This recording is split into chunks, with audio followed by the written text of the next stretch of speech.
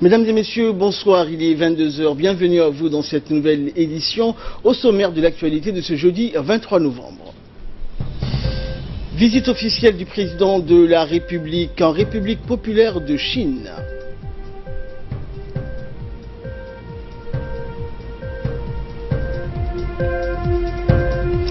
Et l'Iran et la Turquie donc d'accord sur réunir le régime et l'opposition.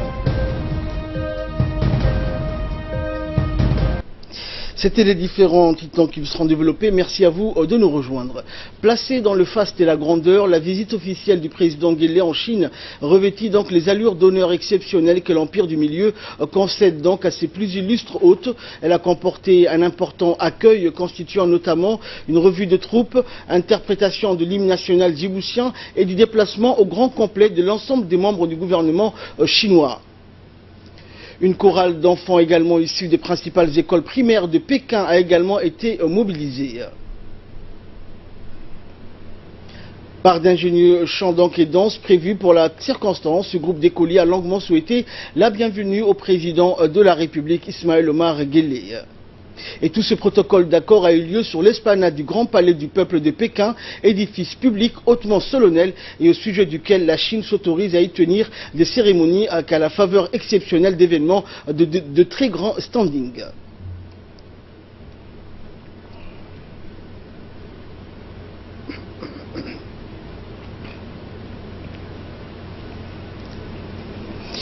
Et à son arrivée au palais du peuple de Pékin, le président de la République, Ismaël Omar Guelleh, a été chaleureusement accueilli donc par le président chinois Xi Jinping et par les membres du gouvernement de la République populaire de Chine.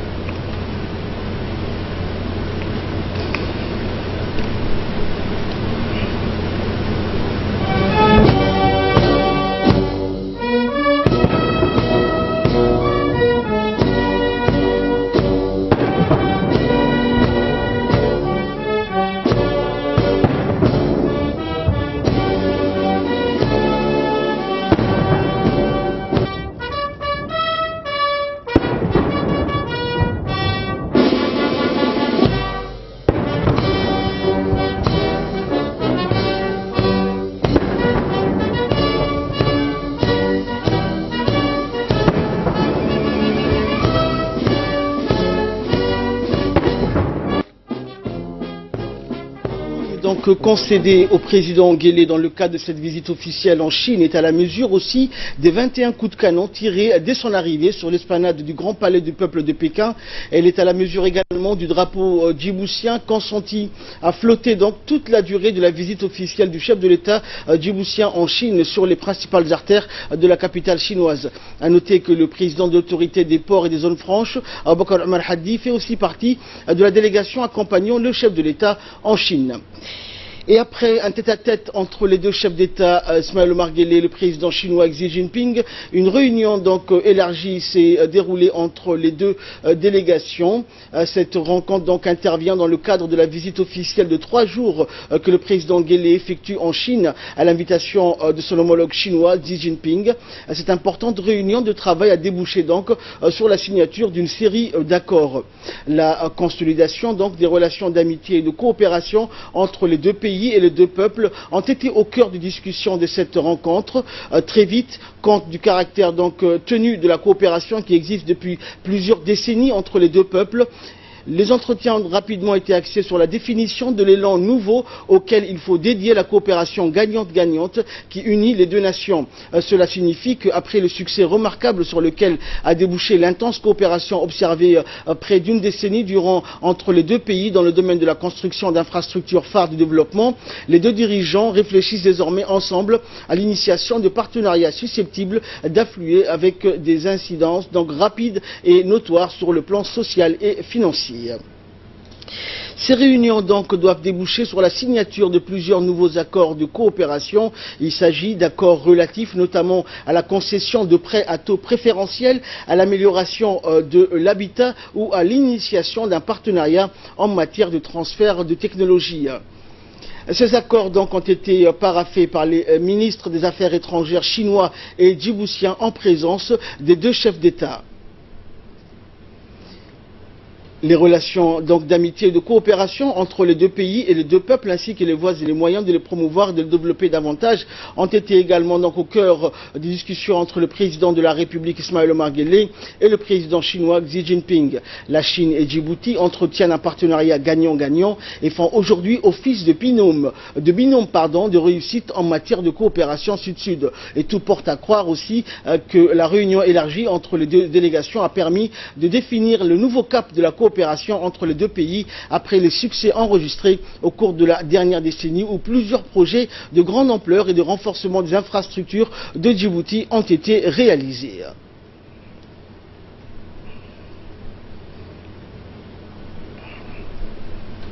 Et dans une interview qu'il a accordée à notre envoyé spécial donc en Chine, le ministre de la Santé, Dr Jama Elmi Okiye, qui accompagne le président Guelleh dans le cadre de ce déplacement, a indiqué qu'outre la création d'emplois, la lutte contre l'insécurité alimentaire et la soif, la lutte contre l'insalubrité et les précarités liées au changement, le renforcement du patrimoine humain. Et poursuivant ses propos, le ministre de la Santé a indiqué que le président de la République a évoqué tous ces autres volets du programme Vision 2035 de Djibouti et fait état également à son homologue chinois de la disponibilité de notre pays à amorcer un nouveau pôle de collaboration stratégique avec l'Empire du Milieu autour des 10 chantiers. L'ensemble de ces entretiens a débouché d'emblée sur la signature d'une série d'accords.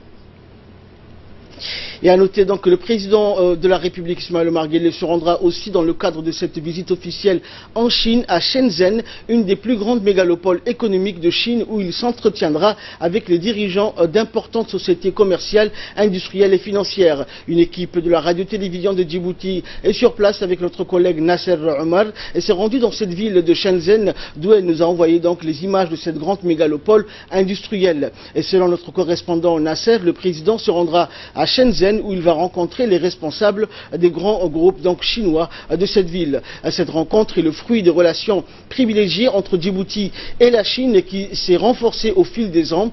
La ville de Shenzhen s'apprête à accueillir le président Guelleh et sa délégation et notre équipe a fait la rencontre sur place d'une jeune djiboutienne en la personne de Fathia Moussa Rayale qui travaille dans le groupe China Merchant Group, une société qui a beaucoup investi à Djibouti.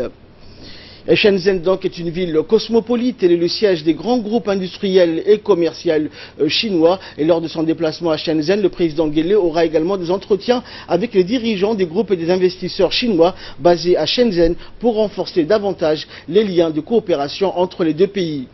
Cette grande ville chinoise donc abrite des sites et monuments historiques, des musées ainsi que des parcs.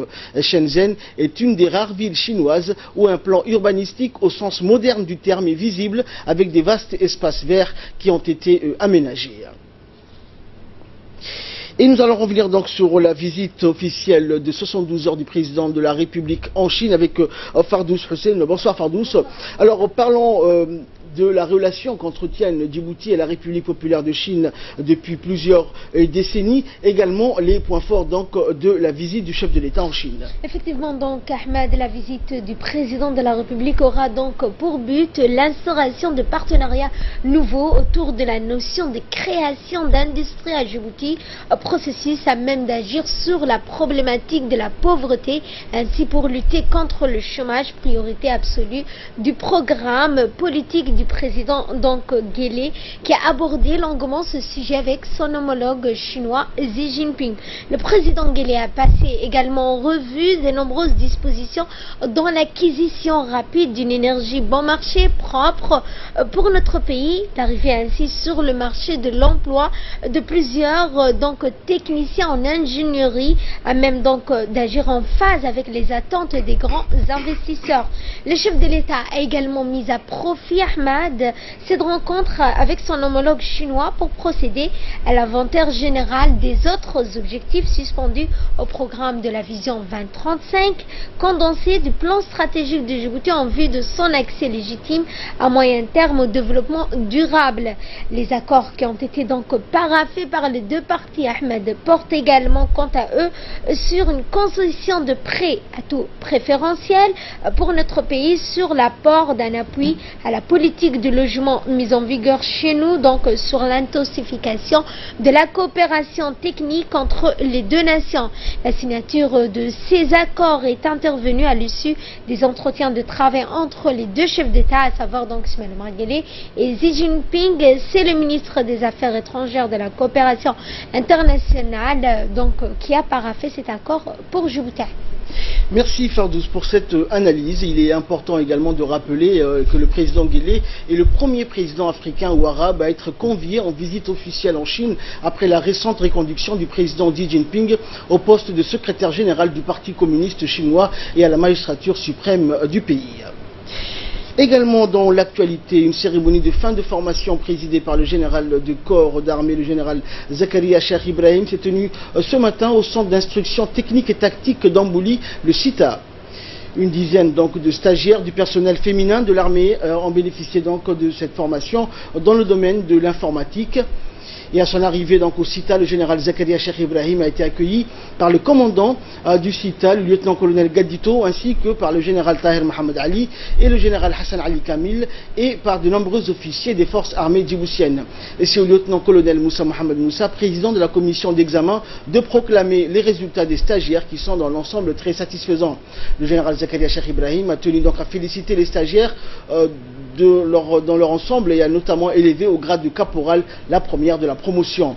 Notons que l'armée djiboutienne a fait donc de sa tradition la formation de son personnel pour une meilleure professionnalisation. Le secrétariat d'État aux affaires sociales a organisé hier une cérémonie de remise des machines à coudre en partenariat avec l'ONG dénommée The Charitable Society for Social Welfare. Le secrétariat d'État aux affaires sociales a reçu un don de 30 machines à coudre automatiques et manuelles. Et ces machines donc ont été octroyées à des femmes actives et en mesure de les utiliser afin de développer des activités génératrices de revenus.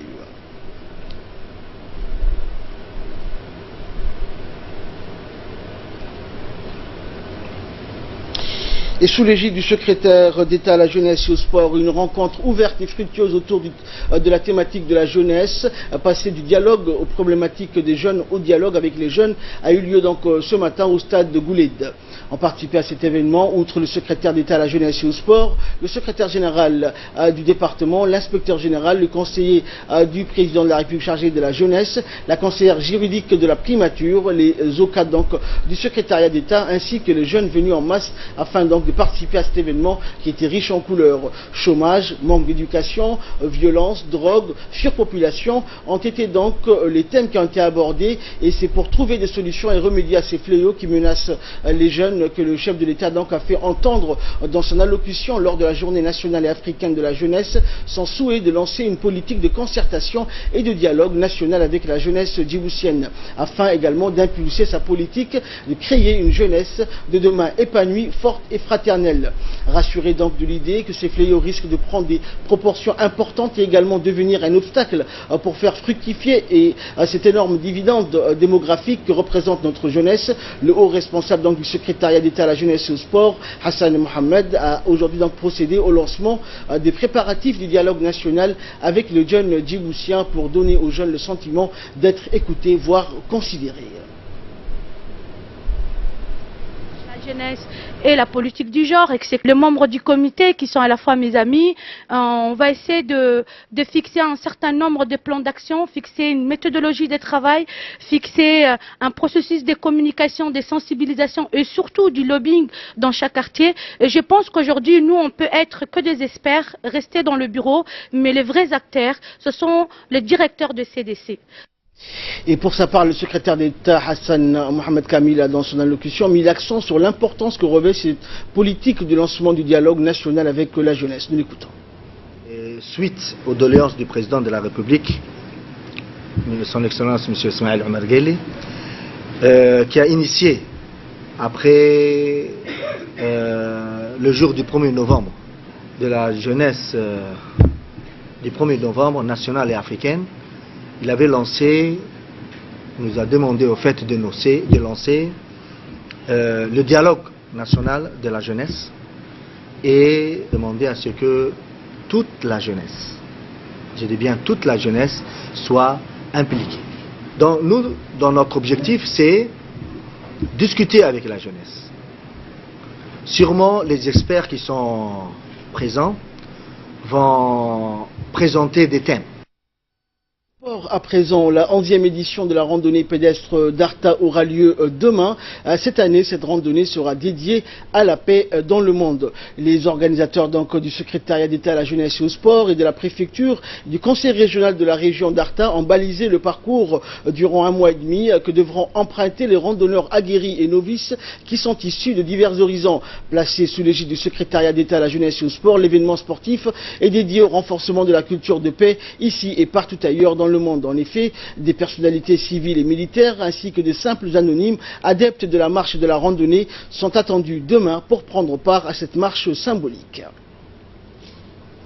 Et page nécrologique pour clore l'actualité nationale, nous avons le regret de vous annoncer le décès de feu Abbas Bourré, survenu hier à Addis Abeba en Éthiopie. Le défunt laisse derrière lui une veuve et 5 enfants. Il était frère donc du grand chanteur Mohamed Bourré. Son décès donc a été annoncé à sa famille et à ses proches vivant à Djibouti, mais également en Éthiopie et en Arabie Saoudite.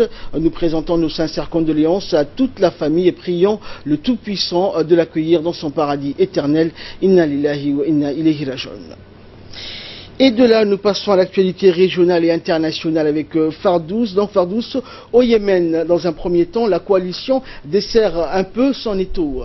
Effectivement, donc Ahmed, la coalition dirigée par l'Arabie Saoudite au Yémen a annoncé hier la rouverture du port de Hodeida et de l'aéroport de Sanaa pour que l'aide humanitaire, après des appels pressants de l'ONU, a facilité la reprise des opérations de secours dans le pays en guerre.